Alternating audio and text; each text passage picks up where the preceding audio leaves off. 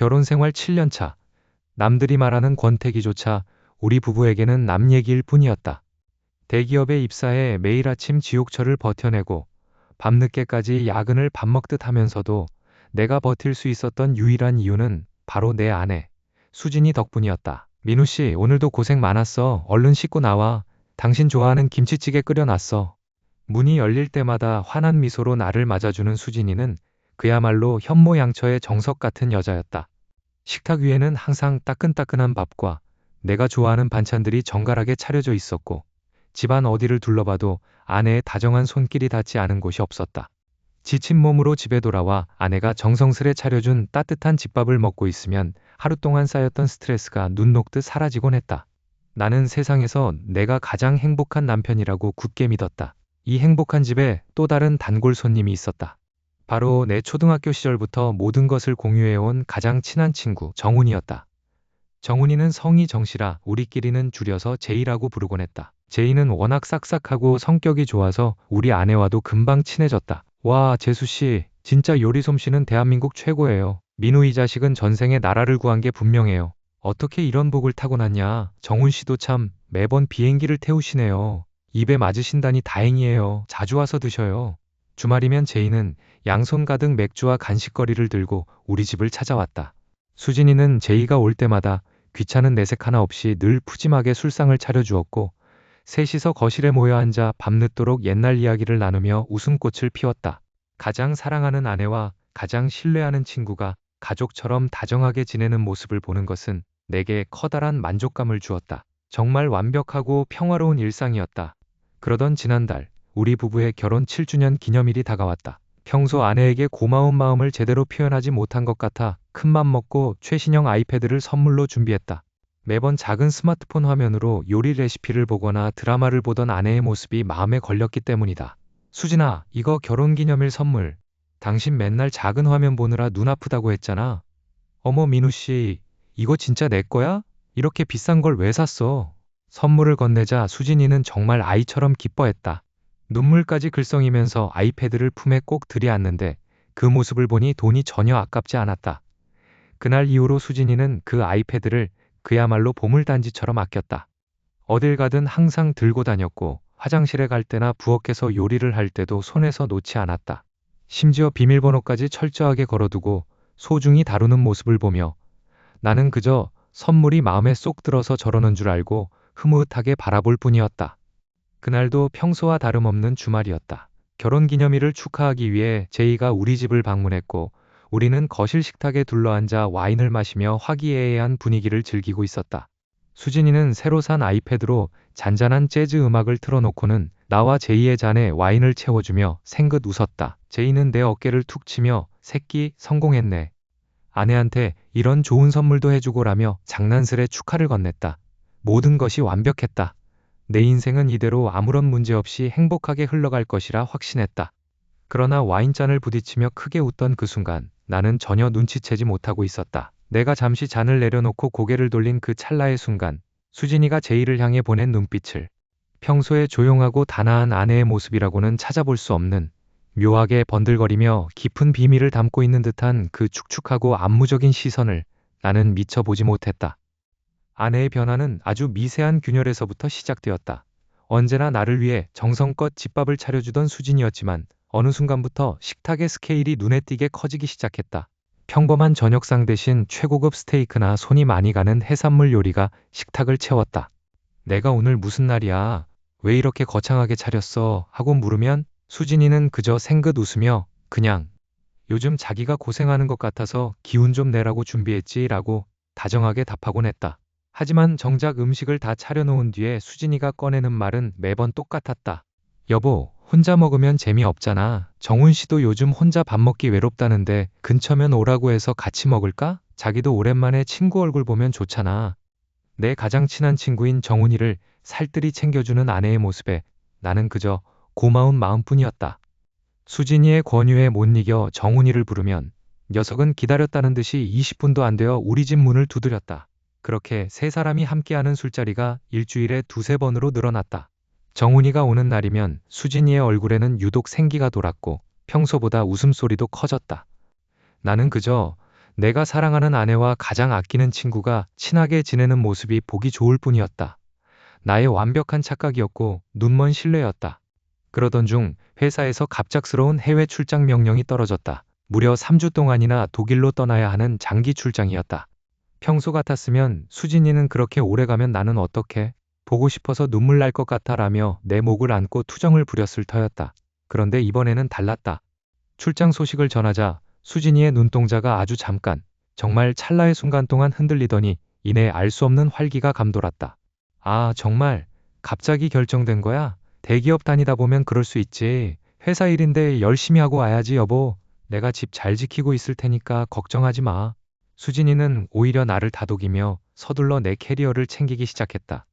서운함보다는 어딘지 모르게 홀가분해 보이는 그 태도에 가슴 한구석이 서늘해졌지만 출장 준비로 바쁜 탓에 깊게 생각하지 못했다.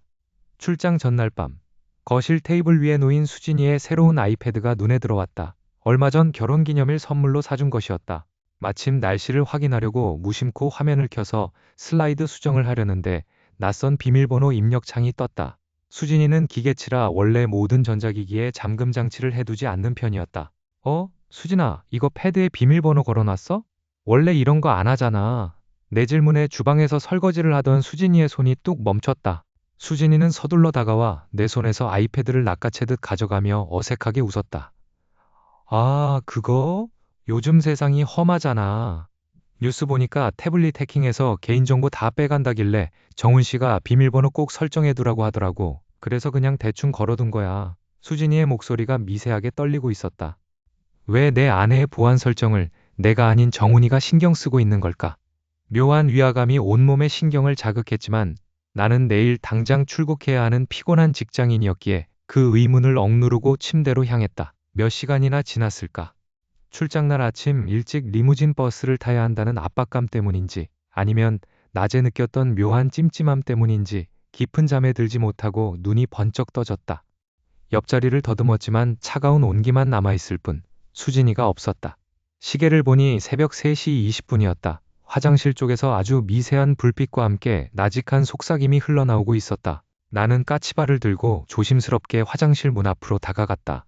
틈새로 흘러나오는 실루엣은 아이패드 화면을 켜놓고 누군가와 격렬하게 문자를 주고받으며 새어나오는 웃음을 참으려 입을 틀어막고 있는 수진이의 모습이었다. 그리고 수진이의 붉어진 입술 사이로 흘러나온 얇은 목소리가 내 심장을 그대로 얼려버렸다. 자기는 언제 올 거야? 민우 내일 아침 비행기로 출발하니까 공항 출발하자마자 바로 우리 집으로 와. 보고 싶어 죽는 줄 알았어, 정훈아. 3박 4일간의 짧은 해외 출장을 마치고 돌아오는 길. 몸은 천근만근 무거웠지만 마음만은 가벼웠다. 문득 수진이가 좋아하는 디저트 가게에 들러 달콤한 마카롱 세트를 사는 내내 입가에는 미소가 떠나지 않았다. 늘 그렇듯 현관문을 열면 은은하게 풍겨오는 구수한 찌개 냄새와 나를 반겨주는 아내의 따뜻한 목소리가 그리웠기 때문이다. 수진아, 나왔어. 큰 소리로 아내의 이름을 부르며 거실로 들어섰다. 하지만 집안은 이상할 정도로 고요했다. 불은 켜져 있었지만 싸늘한 정적만이 감돌았고 늘 나를 반겨주던 수진이는 집에 없었다. 식탁 위에는 친한 친구들과 급한 약속이 생겨서 잠깐 나가봐야 해. 저녁은 냉장고에 있는 거 데워 먹으라는 짧은 메모 한 장만 덩그러니 놓여 있을 뿐이었다. 평소라면 내가 출장에서 돌아오는 날에 맞춰 온갖 진수성찬을 차려놓고 기다리던 아내였기에 왠지 모를 이질감이 가슴 한구석을 찌르듯 밀려왔다. 피로를 풀기 위해 옷을 갈아입으려 안방 침실로 향했다. 문을 열고 들어서는 순간 코끝을 스치는 낯선 향기가 있었다. 평소 우리 부부가 쓰던 은은한 라벤더 향이 아니었다. 약간 묵직하면서도 달콤한, 하지만 어딘지 모르게 불쾌함을 자아내는 생소한 남자 스킨 향수 냄새가 방 안 공기 중에 미세하게 남아 있었다. 게다가 침대를 본 순간 내 눈을 의심할 수밖에 없었다. 출장을 가기 직전 분명히 내가 직접 패드를 깔아두었던 부드러운 네이비 색상의 침구 세트가 온데간데 없이 사라지고 서랍 깊숙한 곳에 넣어두었던 빳빳하고 하얀 침대 시트로 완전히 새로 바뀌어 있었던 것이다. 수진이는 평소에 침구 세탁을 주말에만 몰아서 하는 성격인데 주중인 오늘 왜 갑자기 침대 시트까지 전부 갈아엎은 걸까? 머릿속에 불길한 의문들이 꼬리를 물기 시작했다. 답답한 마음에 넥타이를 풀어 헤치다가 바닥에 툭 하고 떨어뜨렸다. 그걸 주우려고 침대 밑으로 고개를 숙인 순간 어두컴컴한 프레임 아래쪽에서 무언가 반짝이는 작은 물체가 눈에 들어왔다. 손을 깊숙이 뻗어 그것을 꺼냈다. 그것은 고급스러운 은색 각인이 새겨진 커프스링크 커프스 버튼이었다. 내 심장이 쿵쾅거리며 빠르게 뛰기 시작했다. 나는 평소에 커프스링크를 전혀 착용하지 않는다. 답답한 것을 싫어해서 늘 일반 셔츠만 입기 때문이다. 그렇다면 이 방에, 그것도 우리 부부의 가장 은밀한 공간인 침대 밑에 왜 다른 남자의 물건이 떨어져 있는 걸까? 손에 쥔 커프스링크가 마치 뜨거운 불덩이라도 되는 것처럼 손바닥이 화끈거렸다. 이 정교한 디자인과 독특한 로고는 어디선가 본 기억이 있었다. 하지만 애써 부정했다. 설마 내가 아는 그 사람의 것일 리가 없다고. 그저 내 착각일 뿐이라고 스스로를 다독였다. 터질 것 같은 머리를 식히려 거실로 나와 소파에 주저앉았다. 마침 아내 명의로 된 부부 공동생활비 통장의 가계부를 정리해야 할 시기가 떠올라 노트북을 켰다. 최근 수진이의 소비 패턴이 조금 변한 것 같아 무심코 이번 달 카드 이용 내역과 은행 거래 명세서를 내려받아 훑어내려갔다. 그런데 내 눈을 의심케 하는 금액과 가맹점명이 모니터 화면에 선명하게 박혀 있었다. XX 최고급 부티크 호텔 120만 원 결제 완료. 심장이 바닥으로 뚝 떨어지는 기분이었다. 평소 1원 한 장도 아끼며 현모양처처럼 알뜰하게 살림을 하던 수진이었다. 그런 아내가 나와 아무런 상의도 없이, 그것도 내가 해외 출장을 떠나 있던 바로 그저께 밤에 서울 시내에 있는 최고급 룩소리 호텔에서 100만 원이 넘는 거액을 결제했다는 사실은 도무지 상식적으로 이해가 되지 않았다. 머릿속이 하얗게 비어버렸고 손끝이 덜덜 떨려왔다. 혼자서 그런 곳에 갈 리가 없었다. 커프스링크와 호텔 결제 내역. 이 두 가지 단서가 가리키는 방향은 단 하나. 내가 가장 두려워하던 파국이었다. 아니야, 수진이에게 직접 물어보자. 무슨 오해가 있겠지. 분명히 합당한 이유가 있을 거야. 스스로를 안심시키며 휴대폰을 들어 수진이에게 전화를 걸려던 그 순간이었다. 거실 테이블 구석. 수진이가 지난달에 선물 받고 그토록 소중하게 아끼던 새 아이패드가 눈에 들어왔다. 평소에는 철저하게 비밀번호를 걸어두고 내가 근처에만 가도 예민하게 반응하며 숨기던 물건이었다. 그런데 무슨 정신이 없었는지, 아니면 급하게 외출하느라 깜빡 잊었는지 화면에 백라이트가 아직 꺼지지 않은 채 그대로 켜져 있었다. 침을 꿀꺽 삼키며 조심스럽게 아이패드 앞으로 다가갔다. 화면에는 수진이가 평소에 쓰던 계정이 아닌 단 한 번도 본 적 없는 생소한 아이디로 로그인된 낯선 소셜미디어 SNS 비밀 계정의 프로필 화면과 다이렉트 메시지 DM 창이 활성화되어 있었다. 그리고 그 화면 위로 숨이 막힐 정도로 충격적인 문장들이 내 시야 가득 쏟아져 들어오기 시작했다. 손이 미친 듯이 떨렸다. 손가락 끝이 아이패드 화면에 닿을 때마다 차가운 액정이 마치 내 심장을 얼려버릴 것만 같았다. 수진이가 그렇게 애지중지하며 숨기려 했던 그 패드 속에는 내가 평생 알아차리지 못했던 추악하고 잔인한 지옥이 펼쳐져 있었다. 화면에 로그인되어 있는 것은 수진이의 이름도 프로필 사진도 없는 비공개 SNS 계정이었다. 하지만 프로필에 적힌 한 줄의 소개글을 보는 순간 나는 숨을 쉴 수가 없었다. 오직 우리 둘만의 비밀 정원. 그리고 그 아래로 끝없이 이어지는 사진들과 피드 글들이 내 눈을 사정없이 찔러댔다. 가장 먼저 내 시선을 사로잡은 것은 익숙한 배경의 사진들이었다. 우리 집 거실, 우리 집 주방, 그리고 우리가 매일 함께 잠들던 안방의 침대. 사진 속에서 수진이는 내가 한 번도 본 적 없는, 믿을 수 없을 정도로 도발적이고 야릇한 미소를 지은 채 어떤 남자의 품에 안겨 있었다. 남자의 얼굴은 교묘하게 스티커나 각도로 가려져 있었지만 나는 단번에 알아볼 수 있었다. 그 넓적한 어깨, 손목에 차고 있는 익숙한 시계, 그리고 결정적으로 그 남자의 셔츠 소매에서 빛나고 있어야 할, 하지만 지금은 내 바지 주머니 속에 들어있는 그 독특한 디자인의 커프스링크, 정훈이었다. 나의 가장 소중한 친구이자 내 가족만큼 믿었던 정훈이 제이였다. 머릿속이 웅장하게 울리며 눈앞이 하얘졌다. 심장이 갈갈이 찢겨나가는 것 같은 고통 속에서도 내 손가락은 멈추지 못하고 화면을 아래로, 더 아래로 쓸어내렸다. 수진이가 정성스럽게 적어내려간 글들은 한자 한자가 나를 죽이는 칼날이 되어 날아와 박혔다. 오늘도 남편은 출장 가고 없다. 드디어 우리만의 시간. 남편이 땀 흘려 돈 벌어다 준 이 집에서 내가 진짜 사랑하는 사람과 나누는 살을 맞대는 대화는 언제나 짜릿해. 오빠가 좋아하는 요리를 잔뜩 차려놓고 기다리는 이 시간이 세상에서 가장 행복해. 요리를 핑계로 합법적으로 우리 집에 부를 수 있어서 얼마나 다행인지 몰라. 눈치 없는 남편은 우리가 같이 요리 연구를 하는 줄 알고 고맙다고 하네. 바보같이. 오빠가 내 허리를 감싸 안고 주방에서 속삭일 때마다 심장이 터질 것 같아. 남편이 퇴근하기 전까지 거실에서 그리고 침대에서 보낸 시간은 영원히 비밀, 구역질이 밀려왔다. 수진이가 나를 위해 준비했다던 그 수많은 진수성찬들, 정훈이를 집에 초대해 함께 웃고 떠들던 그 시간들이 전부 나를 철저하게 기만하고 비웃기 위한 연극이었다니. 내가 가정을 위해 내 아내를 위해 해외로, 지방으로 밤낮 없이 뛰어다니며 몸이 부서져라 일하는 동안 두 사람은 내가 산 침대 위에서 내가 땀 흘려 마련한 이 공간에서 온갖 더러운 욕망을 채우고 있었던 것이다. 화면을 넘길 때마다 나오는 사진들은 점점 더 수위가 높아졌고 수진이의 자극적이고 적나라한 감정 표현들은 내 영혼을 완전히 부셔놓았다. 내가 출장 가 있는 동안 그들이 이 집에서 보낸 적나라한 시간들이 텍스트로, 사진으로 고스란히 기록되어 있었다. 민우가 눈치가 없어서 다행이야. 우리 오빠가 최고야라는 댓글들이 내 가슴을 갈기갈기 찢어발겼다. 내가 믿었던 7년의 결혼 생활이 내 인생 전부가 통째로 부정당하는 기분이었다. 분노와 배신감에 온몸이 부르르 떨렸고 눈물조차 나오지 않는 극심한 충격에 숨이 가빠왔다. 목구멍이 턱 막혀 비명조차 지를 수 없었다. 그때 피드의 가장 상단에 위치한 비교적 최근에 올라온 글 하나가 내 눈에 박혔다. 며칠 전 내가 짧은 출장을 마치고 돌아왔던 바로 그날의 날짜였다.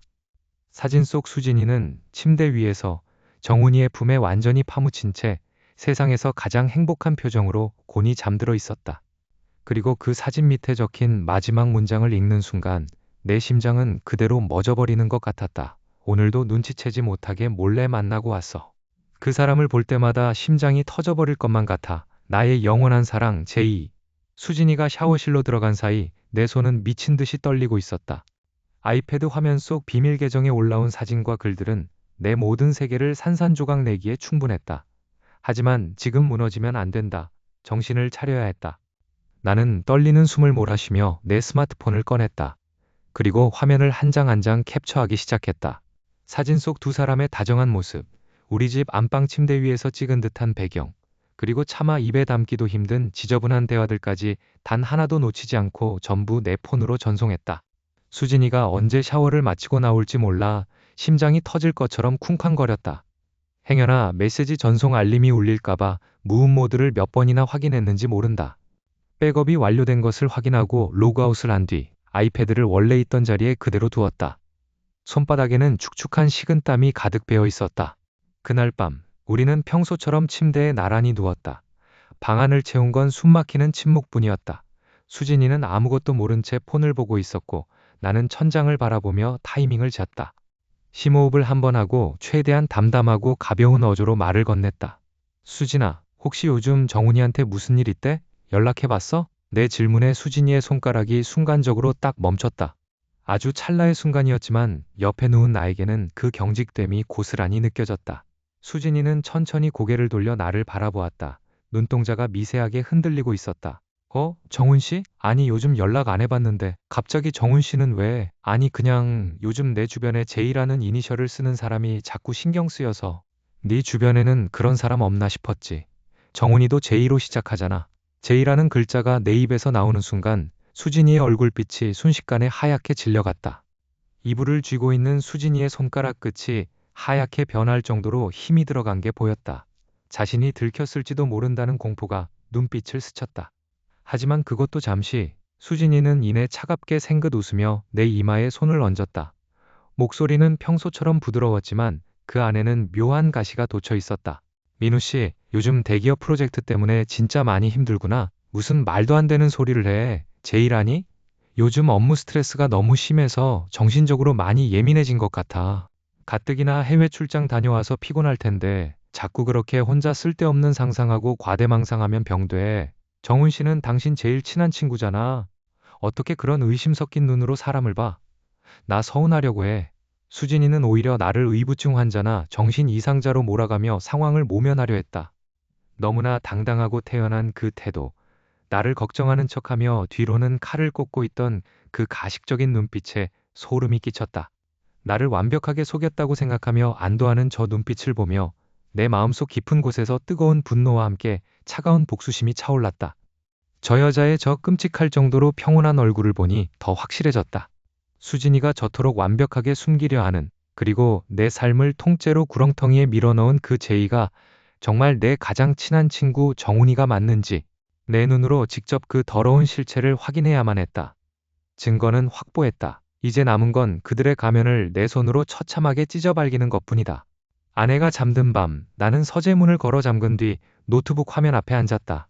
낮에 수진이가 내뱉었던 "요즘 회사 일 때문에 예민해진 거 아니냐, 의처증 같다라며 나를 몰아세우던 목소리가 여전히 귀를 맴돌아 정신이 아득해졌다. 하지만 내 손에 든 이 증거들은 결코 환각이 아니었다. 침을 삼키며 아내의 비밀 계정에서 백업해둔 사진들을 하나씩 모니터에 띄웠다. 가슴이 터질 것처럼 쿵쾅거렸다. 대부분 남자의 얼굴이 교묘하게 가려지거나 잘려 있었지만 나는 포기하지 않고 사진들을 하나하나 확대하기 시작했다. 대체 어떤 놈이기에 내 가정을 이토록 처참하게 유린했을까? 분노로 손을 벌벌 떨며 마우스 휠을 굴려한 사진을 크게 확대했다. 아내와 남자가 고급 레스토랑에서 와인잔을 부딪히고 있는 사진이었다. 남자의 얼굴은 나오지 않았지만 와인잔을 쥔 그의 손목에 채워진 시계가 화면 가득 들어왔다. 순간 내 숨이 턱하고 막혔다. 로즈골드 베젤의 독특한 네이비 스트랩. 전 세계에 몇 개 없는 한정판 브랜드 시계였다. 익숙해도 너무 익숙한 디자인이었다. 내 머릿속에 번개라도 친 듯한 남자의 얼굴이 스쳐 지나갔다. 아니야, 그럴 리가 없어. 내가 잘못 본 거겠지. 현실을 부정하며 다른 사진을 미친 듯이 클릭해 확대했다. 이번에는 우리 집 주방에서 남자가 뒤돌아 서 있는 사진이었다.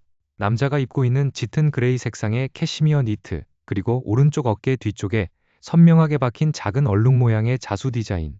그건 지난달 내가 그 녀석의 생일 선물로 직접 골라가며 사주었던 바로 그 브랜드의 옷이었다. 정훈이, 내 가장 친한 친구, 아니 형제라고 믿었던 제2 정훈이었다.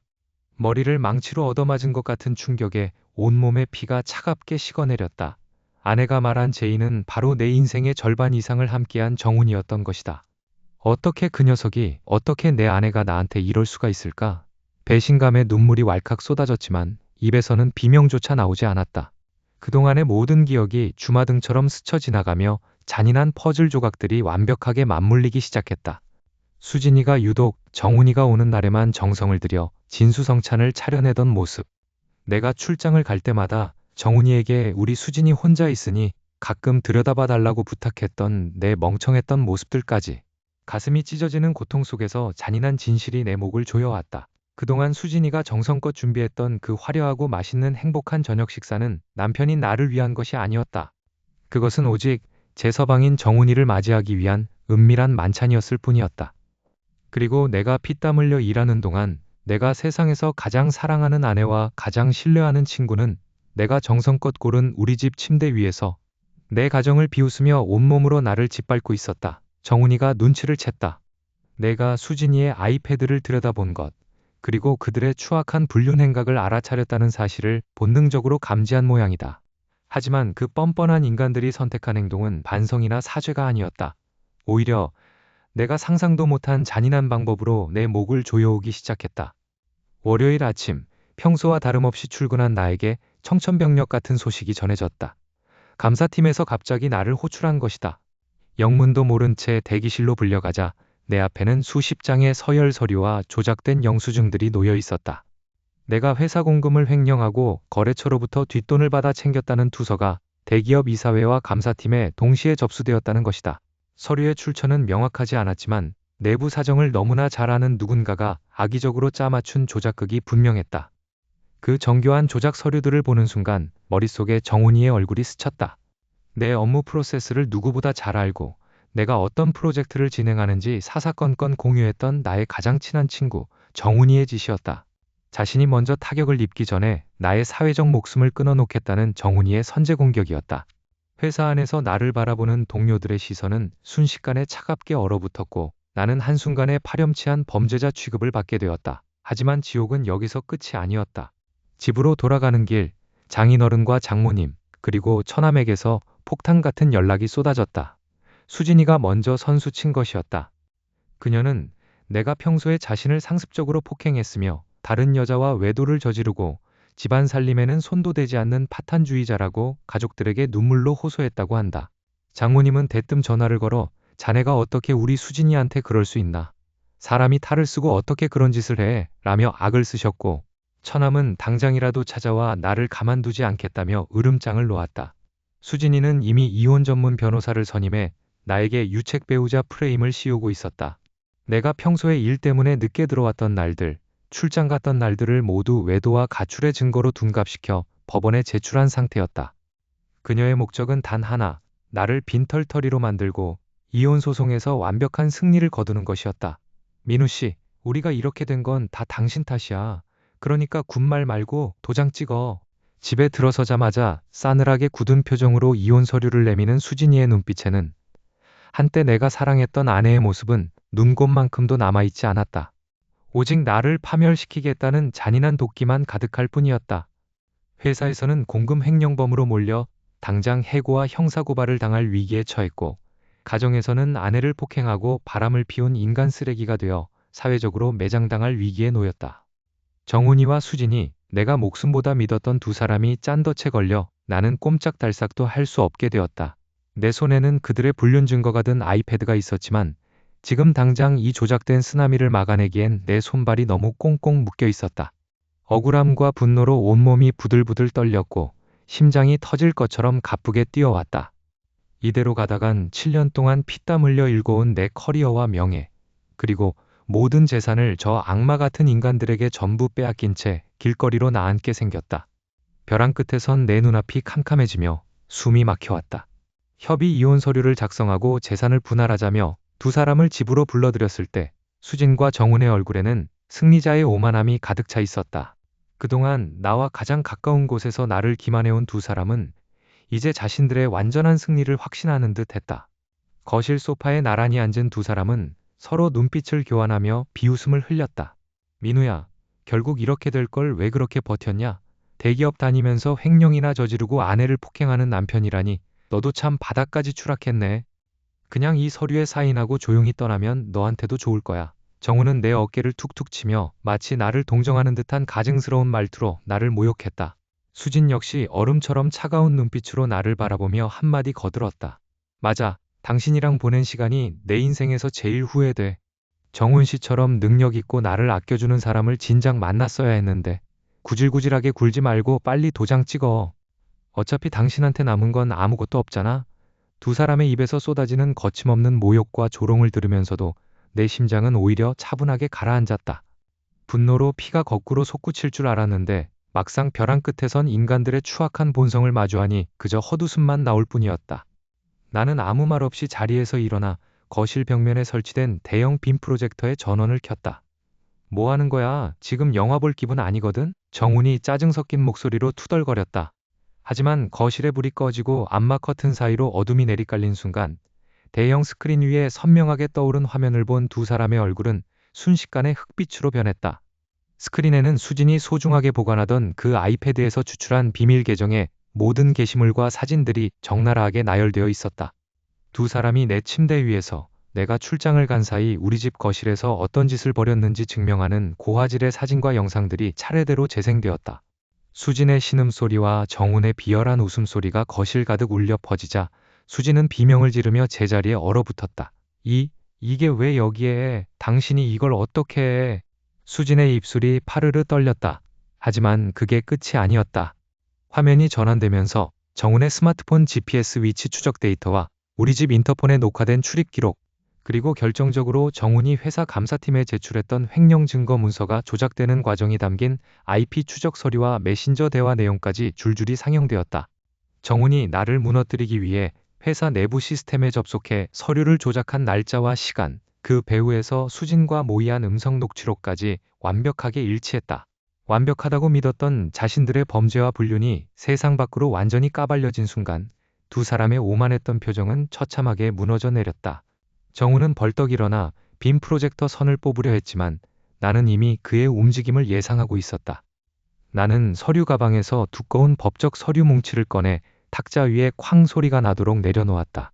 그리고 내 가정을 짓밟은 두 개의 괴물을 향해 세상에서 가장 차갑고 잔인한 미소를 지어 보였다. 니들이 이겼다고 생각했겠지.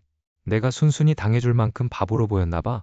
수진이 내가 날 폭행과 외도로 고소하겠다고 협박할 때, 그리고 정훈이 내가 내 커리어를 끝장내려고 회사에 거짓 투서를 넣었을 때 난 이미 니들의 숨통을 끊을 준비를 끝냈어. 여기 있는 모든 불륜 영상, 위치 추적 데이터, 그리고 정훈이 내가 저지른 사문서 위조 및 업무방해 혐의에 대한 모든 증거는 방금 전 내 법률 대리인과 우리 그룹 사장실 및 감사팀으로 동시에 전송됐다. 이제 니들이 어떻게 친가와 처가, 그리고 사회에서 매장당하는지 똑똑히 지켜봐 줄게. 준비해. 이제 진짜 지옥이 시작될 테니까. 모든 진실이 세상 밖으로 드러난 그날 이후 그들이 쌓아올린 거짓의 성은 순식간에 무너져 내렸다. 정우는 회사에 제출했던 위조 서류가 들통나면서 징계해고를 당한 것은 물론 내가 제기한 명예훼손과 업무방해 소송으로 인해 거액의 손해배상 청구 소송에 직면했다. 언제나 당당하고 여유 넘치던 그의 얼굴은 법원 앞에서는 찾아볼 수 없을 정도로 초라하게 구겨져 있었다. 나를 무너뜨리려던 그의 잔머리가 결국 자신의 목을 조른 셈이다. 수진의 비참한 결말도 크게 다르지 않았다. 내가 확보한 확실한 불륜 증거 앞에서는 장인 장모님도 더 이상 그녀의 편을 들어줄 수 없었다. 평생을 현모양처의 가면을 쓰고 살아가던 딸의 추악한 민낯을 본 친정 식구들은 그녀에게 완전히 등을 돌렸다. 결국 수진은 단 한 푼의 재산 분할도 받지 못한 채 자신이 그토록 집착하던 이 집에서 옷까지 몇 벌만 챙겨 쫓겨나듯 떠나야 했다. 문을 닫고 나가는 그녀의 마지막 뒷모습에는 한때 내가 그토록 사랑했던 아내의 온기는 흔적조차 남아있지 않았다. 지옥 같던 폭풍이 지나간 자리에 홀로 남은 나는 천천히 내 삶의 균형을 되찾기 시작했다. 텅 빈 거실에 앉아 가만히 숨을 쉬는 것조차 처음에는 어색했지만 시간이 흐를수록 내면의 상처도 조금씩 아물어갔다. 나는 회사 업무에 더욱 몰두했다. 프로젝트를 성공적으로 이끌며 능력을 인정받았고 동료들과의 관계도 한층 더 단단해졌다. 주말에는 예전부터 하고 싶었던 운동을 시작하거나 조용히 책을 읽으며 오롯이 나 자신만을 위한 시간을 채워나갔다. 배신감으로 짓눌렸던 가슴에 다시 새살이 돋아나는 듯한 평온한 나날이었다. 그렇게 1년이라는 시간이 흘렀다. 이제는 그들의 이름조차 희미해질 무렵 내 삶에 새로운 변화가 찾아왔다. 회사에서 새로 맡게 된 프로젝트의 협력사 담당자인 지연 씨를 만나게 된 것이다. 그녀는 조용하지만 심지가 굳은 사람이었고 나와 대화가 아주 잘 통했다. 함께 일하는 시간이 늘어날수록 내 마음속에 단단한 얼음벽이 조금씩 녹아내리는 것을 느꼈다. 지연 씨의 따뜻한 미소를 볼 때마다 나도 모르게 다시 행복해지고 싶다는 욕심이 가슴 한구석에서 고개를 들었다. 민우 씨, 주말에 시간 괜찮으시면 새로 생긴 미술관에 같이 갈래요? 어느 날 퇴근길 그녀가 수줍게 건넨 데이트 신청에 나는 순간 숨이 멎는 듯했다. 가슴이 세차게 뛰기 시작하면서도 동시에 머릿속을 스치고 지나가는 서늘한 기억들이 나를 주저하게 만들었다. 가장 믿었던 아내와 가장 소중했던 친구의 배신. 그 깊고 어두운 상처는 여전히 내 영혼 깊은 곳에 흉터로 남아 있었다. 지연 씨의 맑은 눈동자를 바라보면서도 이 사람 역시 언제든 가면을 벗어 던질지 모른다는 잔인한 의심이 독초처럼 피어올랐다. 내 인생을 송두리째 흔들어 놓았던 그 잔혹한 배신의 굴레에서 나는 과연 완벽하게 벗어날 수 있을까? 가장 사랑했던 이들에게 입은 치명적인 상처를 뒤로하고 나는 내 앞에 서 있는 이 사람을, 그리고 앞으로 내 삶에 찾아올 또 다른 누군가를 다시는 의심하지 않고 온전히 믿어줄 수 있을까?